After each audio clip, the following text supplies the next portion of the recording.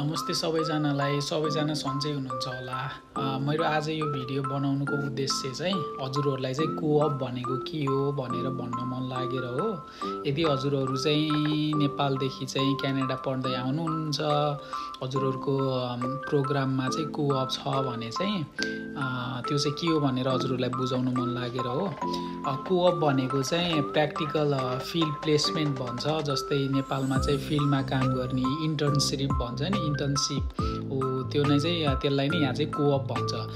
जस्तै मेरो इक्जाम्पल लिएर भन्दाखेरि चाहिँ म चाहिँ community and justice service program पढ्न आएको यहाँ चाहिँ।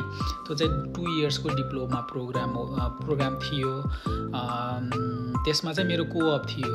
टोटल 400 आवरको कोअप गर्नु पर्थ्यो। त्यो भनेको चाहिँ दुईवटा प्लेसमेन्ट हो। दुईवटा प्लेसमेन्ट, एउटा 200 आवर्सको एउटा प्लेसमेन्ट, एउटा 200 आवर्सको एउटा प्लेसमेन्ट। त्यो भनेको एक महिनाको चाहिँ प्लेसमेन्ट हो।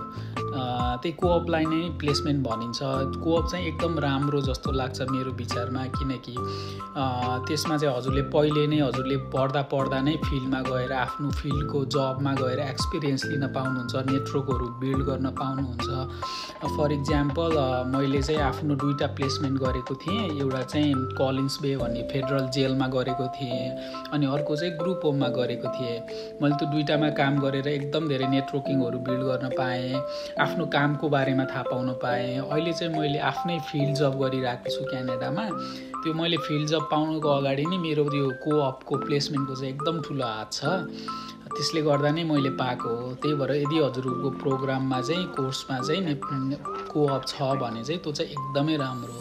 हजुरहरूले आफ्नो फिल्डको एक्सपिरियन्स गर्न पाउनुहुन्छ।